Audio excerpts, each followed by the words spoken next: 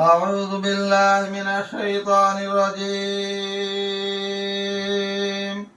بسم الله الرحمن الرحيم. تبارك الذي بيده الملك وهو على كل شيء قدير.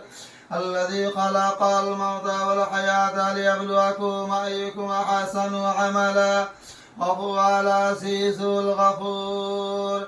الذي خلق سبع سماوات طباقا ما ترى في خلق الرحمن من تفاوت فارجع البصر هل ترى من فطور ثم ارجع البصر كرتين ينقلب إليك البصر خاسئا وهو حسير.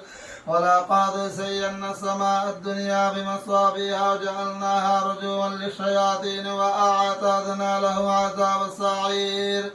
وللذين أكبروا بربهم عذاب جهنم بئس المصير. إذا ألقوا فيها سمعوا لها شهيقا وهي تفور تكاد تميز من الغيظ كلما ألقي فيها فوج سألهم خزنة ألم يأتيكم نذير قالوا بلى قد جاءنا نذير فكذبنا قلنا ما نزل الله من شيء أنتم إلا في ضلال كبير. وقالوا لو كنا نسمع أو نعقل ما كنا في أصحاب السعير فاعترفوا بذنبهم وسوقا لأصحاب السعير. إن الذين يخشون ربهم بالغيب لهم مغفرة وأجر كبير.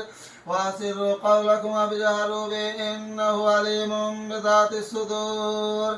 ألا يعلم من خلقه هو اللطيف الخبير. هو الذي جعل لكم الأرض ذلولا فامشوا في مناكبها كلوا من رزقه وإليه النشور.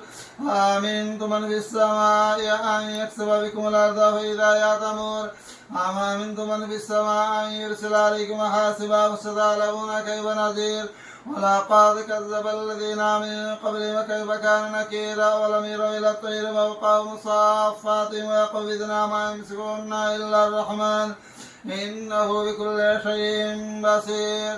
أمن هذا الذي هو جند لكم ينصركم من دون الرحمن الكافرون إلا في غرور. أمن هذا الذي يرزقكم من أمسك رزقه واللجوا في عتوب ونفور. أفما يمشي مكبا على وجهه أحدا أمن يمشي سبيا على صراط مستقيم. قل هو الذي أنشأكم وجعل لكم السماء والأبصار والأفئدة قليلا ما تشكرون. قل هو الذي ذراكم بالأرض وإليه تحشرون. فيقولون متى هذا الوعد إن كنتم صادقين. قل إنما العلم عند الله وإنما أنا نذير مبين. فلما رأوه زلفة سيئت وجوه الذين أكبروا وقيل هذا الذي كنتم به تدعون.